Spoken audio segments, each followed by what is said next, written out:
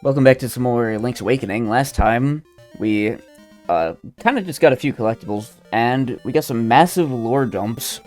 So this time, it's time to head into the freshly opened Dungeon 6 Face Shrine. This is absolutely the beginning of, like, I said Dungeon 5 is a bit more complex than the previous ones. This is absolutely the point where the dungeons start to get, like, far larger and more winding, just generally confusing to get through, and this is also the start of dungeons where I'm just going to be completely real. I could play this game 100 fucking times and never remember exactly what you're supposed to do to get through here. Anyway, this dungeon introduces us to Wizrobes, aka assholes. I believe you can kill them with the bow. You can kill them with the bow, but it takes like 4 arrows. You're definitely more so intended to use the bombs to deal with them. But you can kind of stun lock them, as you can see. These guys are still just assholes, though. And these guys in this room like to respawn frequently, and this is a room that, if you're like me and don't know where to go, you're going to be running in and out of several times. So let's just keep on going through here. And this dungeon is absolutely the start of them becoming larger and more confusing. I guess we do actually need to use the sword still to handle these guys.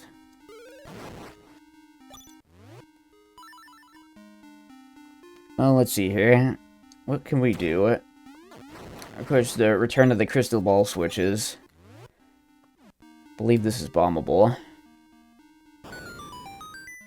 Yeah, there we go. Very, interesting room we got. You can light those fires, but I don't actually think there's a purpose to doing so. And oh god, this guy is immune to even our boomerang. He's too powerful.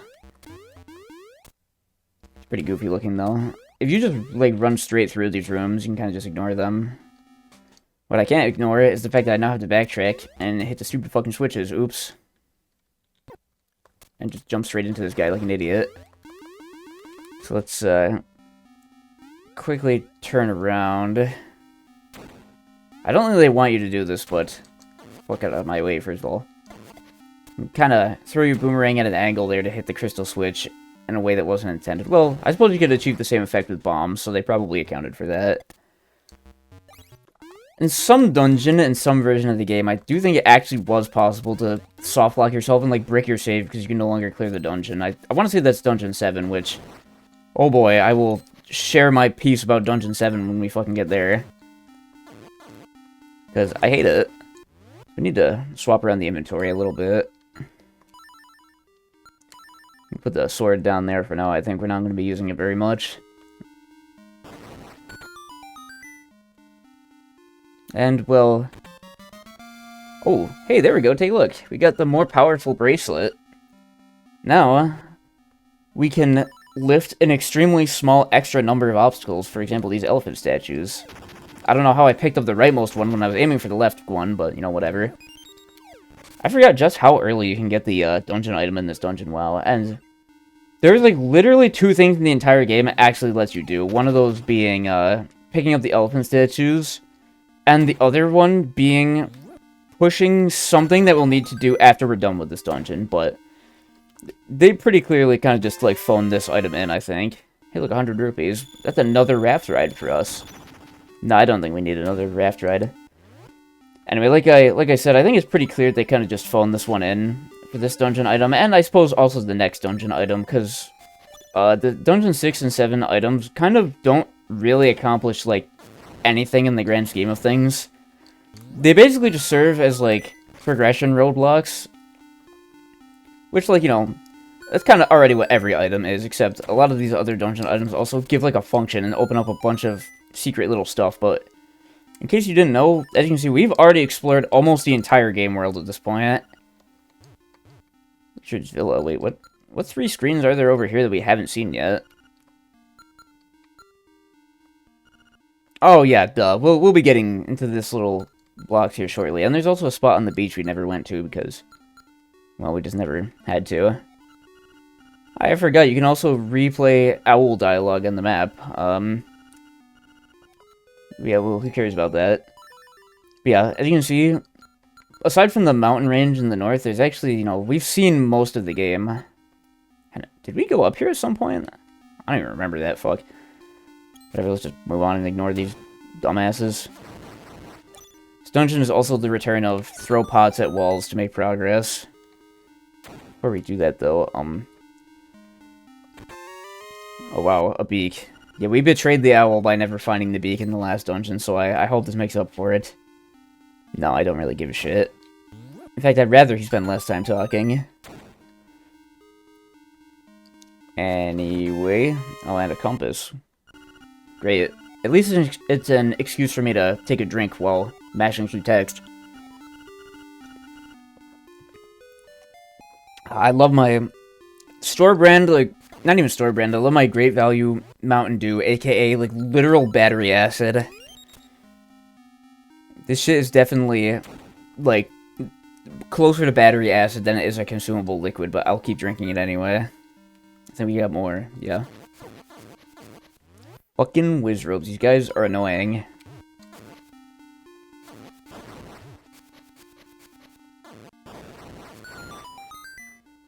All that for a key. Great. There's a very similar room in, like, Dungeon 3, I believe, where there's, like, a walkway and some smaller, like, mini rooms on the side of them.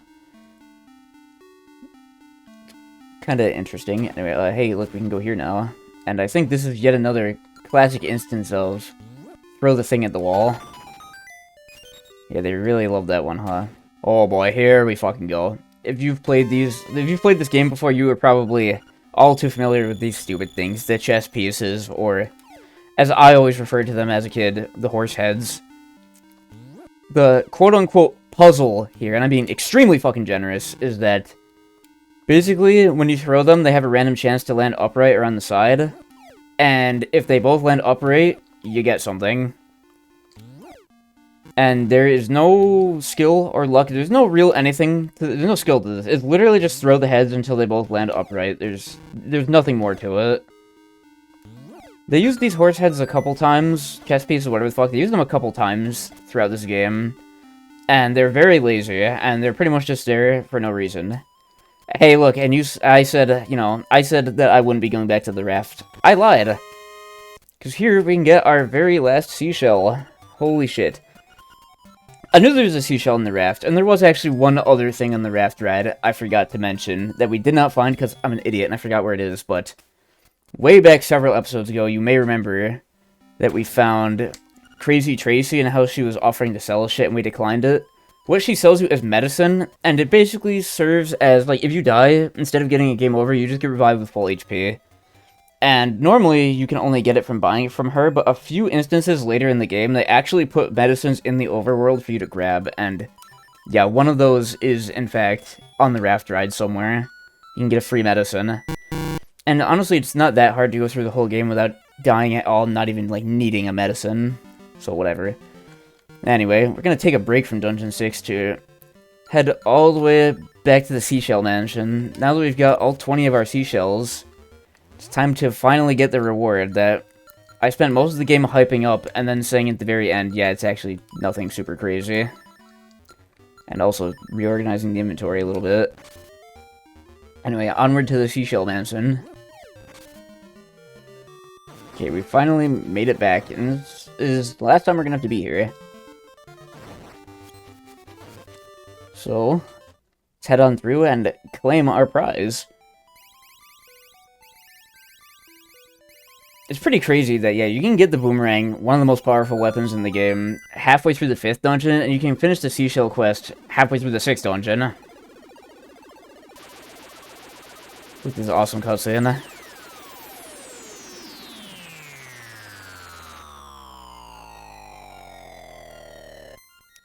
Hell yeah. Check that out. This sequence is really cool, even if the price is a little underwhelming, but we got...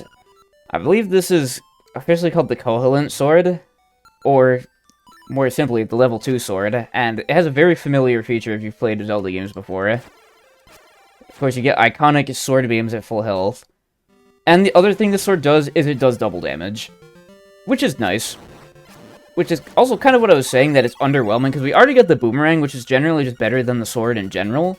The sword beams don't really help, especially since they're only at full health, and we already had double damage from the red tunic, and most enemies in the game already just die in a single hit anyway, you know, so... All things considered, unfortunately, the level 2 sword is actually fairly underwhelming, although I want to say its increased damage does actually stack with having the red tunic and or a piece of power, meaning you can actually just do ludicrous amounts of damage really quick with this thing, which is pretty funny.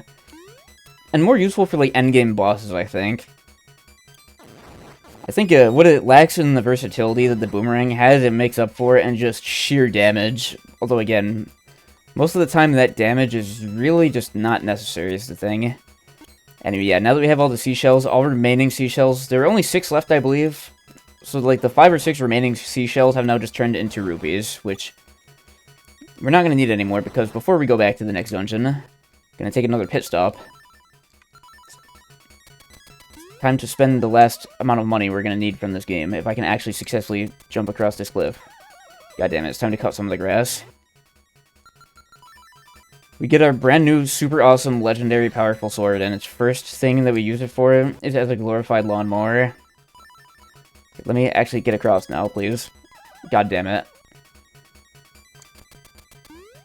There we go. It's a very interesting part right here. I've heard hate for it before, but I'm actually a fan of this sequence. It's kind of cute in a way. It's time for... Well, we gotta start by reading this. Go this way.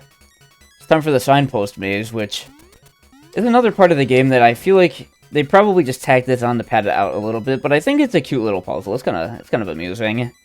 And, well, what you do is it will give you an arrow and tell you to go this way, and then you have to basically trace a line straight from this signpost to the next one. As you can see, straight across from it is a signpost over there. As you might have been able to guess, you can come over here as early as you can do Pegasus boost jumps, but you're not intended to come over here until now. Can we hookshot across? Walk out of the way. Yeah.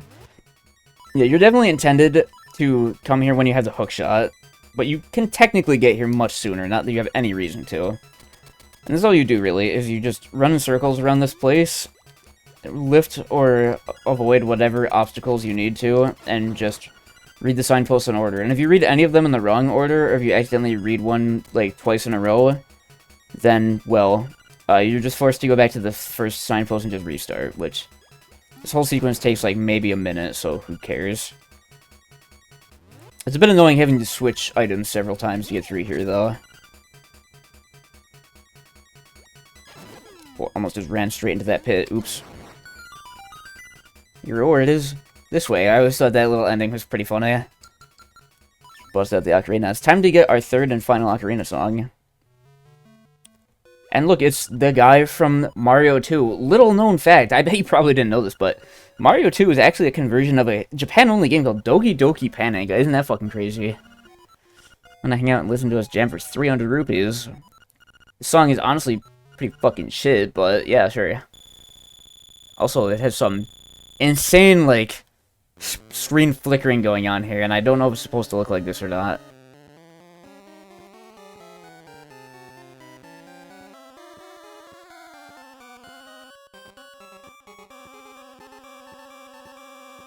Fucking actual, like, Soylent frogs, like, doing, like, the soy pog face.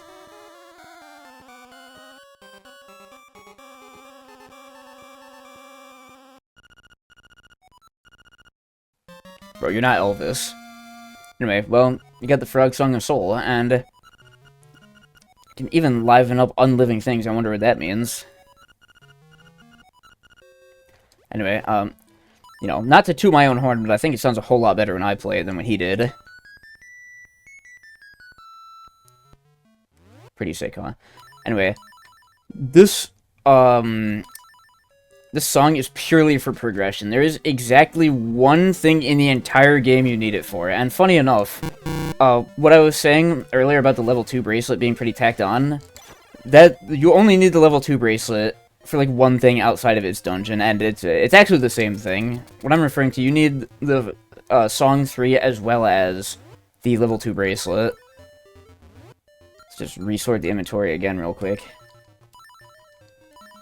There we go. Anyway, let's slowly trudge our way back on over to Dungeon 6 as again, we've explored most of the game world at this point, and I don't really think there's any kind of collectibles or secrets that I'm missing out on that are really important for now, or that we can even do for now, so... yeah, not much to do other than just head back on over to Dungeon 6 and take another crack at that. Alright, finally made it back. Oh boy, I sure did miss this place. So far the dungeon's been pretty straightforward, but I think the more confusing parts of it start to show on the rightmost side. Oh boy, time for the most fun and creative room in the game. Here's what you do. You sit in the corner, hold out your shield. One of the only times we're going to be using the shield, by the way. Sit in the corner and just do this. And if you're too lazy to pull out your shield, you can stand in place and just mash the sword button, and that will also work. And the only way to get out of this room is to just destroy all the floor tiles. Fucking absolutely riveting, isn't it? That's so exciting. Anyway, how many... we do have a key, so we can go up here. This is an extremely strange section of the dungeon. Let's just go up first. This is the beginning of a trend in the later dungeons that I absolutely fucking despise, and I think makes them really annoying, and that is... see if I can actually find them. Yeah, this is the beginning of mandatory unmarked bombable walls. I hate this shit. Dungeon 8 in particular is especially guilty of this, where there will be a completely unmarked bombable wall that's also mandatory for progression. You need to know it's there. And I suppose you could argue maybe it's on the player for not checking every wall, but like 90% of bombable walls in the game are marked, and if they're not explicitly marked, then they have very obvious hints like leading you to them. Look at this goofy looking critter. Really basic mini boss. He throws a ball at you, you throw back to him. And try not to get hit by it. Oh my god, he's rushing us down. Holy shit. Get out of here. I believe also, yeah, starting with Dungeon 5, or 4, I don't remember, we're going to be seeing 2 mini-bosses in every dungeon now. That's just going to be a normal thing. Anyway, hey, doesn't this room look familiar? We don't have the map yet, so you can't see it, and I have no fucking idea why, but this, like, vertical section of 3 rooms here is actually, like, an infinite loop. It is really strange. Anyway, though, we can head on over here. I have no idea why it's an infinite loop. Maybe they kind of just wanted to show it off, but I don't think it really fits with the rest of the dungeon, and it doesn't really affect anything, so... pretty strange stuff. Wow. Remember this room last... oh, fuck. Oops. Remember this room from last time? Wasn't it so exciting, like, 3 minutes ago when we did it? They were pretty proud of this, too, because there's a room like this in Dungeon 7 as well. And it's in a spot you have to pass through multiple times to progress, so they were really proud of the whole... you know, they were really proud of the whole floor tiles fly at you and hit you, stupid crap. I didn't use that key to... no, we can go up here. Let's go up here. Let's see what's up here. Hey, we looked down on this section from before. And of course, yet another segment of... throw everything at the wall to break it, and followed by more chess pieces. Isn't that just fucking awesome? Easy. Fucking easy. First try. I don't actually think we need to go this way. This probably leads to the boss. I don't know. I will never remember the layout of this dungeon, like I said. Random spot where you have to use the boots again for some reason. What is down here? Hey, look, the return of Pole's voice. Wow. Now that we have the ocarina, I think we can actually show this. Does this work? Yeah, playing a song on the ocarina will actually insta-kill all Pole's voice in the room, which is... I believe there's something like the original Famicom Zelda where, like, there's a microphone on the controller and you speak into the microphone and that's how you're supposed to kill them, or something, like, very strange like that. And I think this is supposed to be reminiscent of that. Are we good on bombs? Oh yeah, we're fine. Could be doing better in arrows, though. I thought we got a lot more arrows, but whatever. This is also just identical to another room that was on the other side of the dungeon. They were really proud of the chess pieces, too, weren't they? I feel like they may have altered the chess pieces in the Switch remake somehow. Not that I've ever played it, not that I ever plan to play it, but... this is a really fucking stupid and lazy part of the game, is messing around with the chess pieces, so I wouldn't be surprised if they messed with that. 200 rupees. They start giving you a shitload of money at the end here. I figure... no, they definitely wanted you to have the bow before this point, so I don't know why they start cramming so much money down your throat now, when, like, we literally do not need money anymore for the rest of the game. We do not need to spend a single rupee ever again. And the few things we might want to spend rupees on like buying more medicine, that is dirt cheap. Anyway, hey look, these guys are back. I don't know why they change colors sometimes, but excuse me, do you wanna suck on this bomb, please?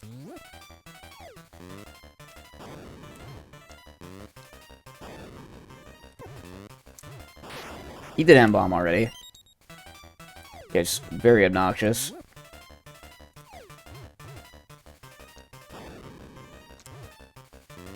Yeah, there you go, you fat bastard. Eat it. Okay, there we go.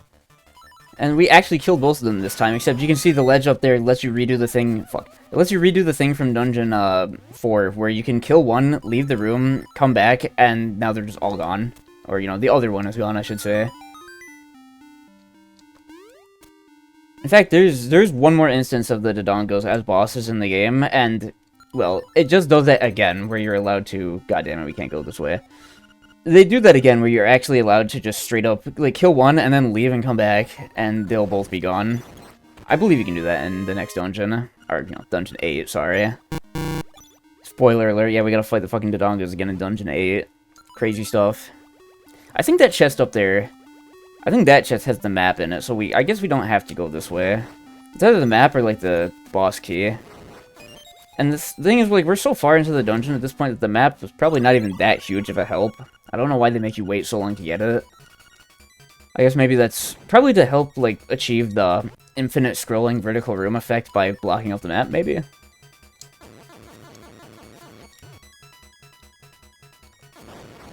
Oh my god, I got 3 of them with a single go, fucking obliterated. How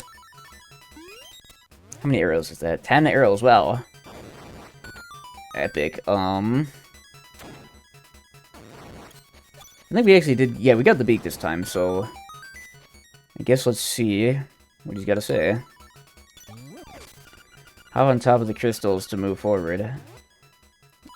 It's true. This is a neat little thing they make you do here. You have to actually...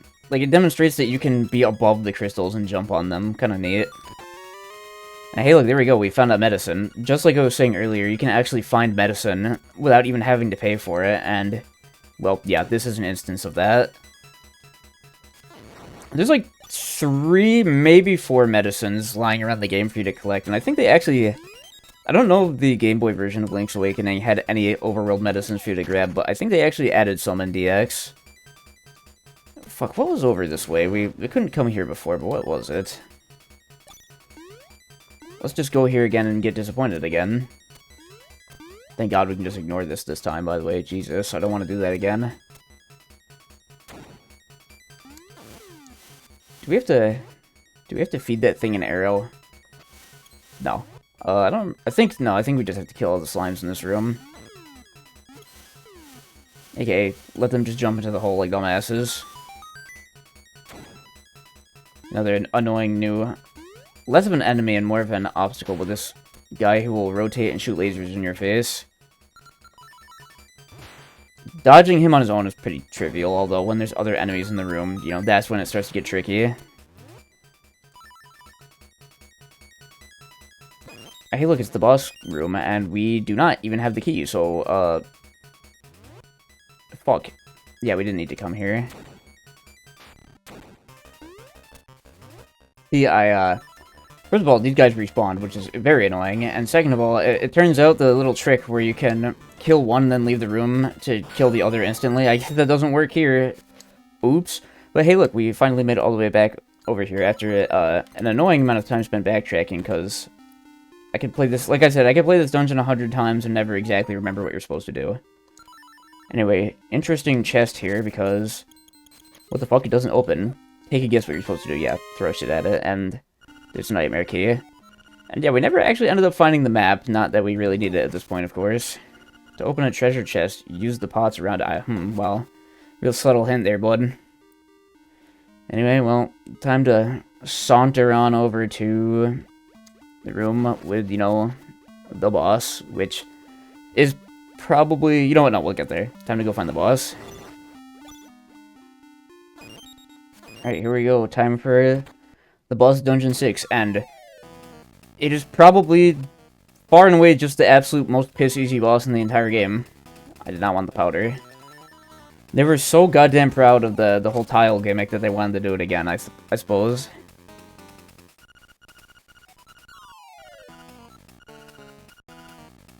Don't worry, something tells me I can fairly easily discover your weak point, little bro. Let's just chill out in this corner for a little bit. As you can see, where I'm standing, the tiles right in front of me are colliding with each other, because I guess they're considered, like, active hitboxes, I guess, before they even rise out of the floor. I also like that the design on the rotating tile doesn't even match the design on the actual thing, you know? Weird. Anyway, yeah, there we go, and the boss literally can no longer damage us unless we fall into a pit. That's his only attack, is to throw shit at you from around the room. No, I am not kidding. This boss is a fucking joke, and then this is what you do. You don't even need the boomerang. Honestly, let's just get this in case a pit spawns under us.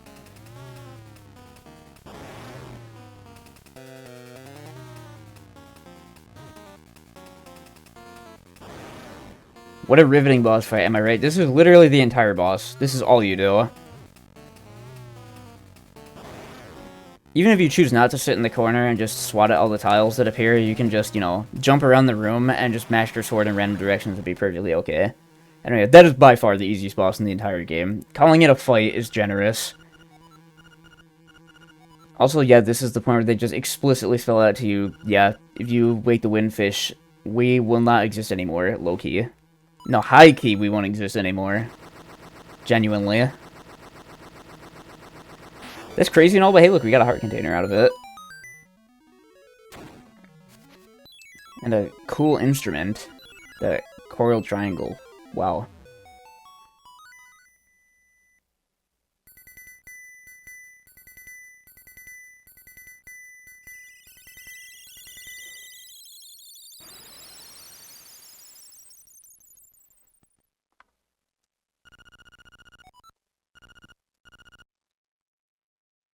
Anyway, that was a dungeon, for sure. Getting pretty close to the end of the game now. 2 dungeons left, and... oh boy, Dungeon 7. We will get there. So, that's what we're gonna call it for this time. I'll see you in another video.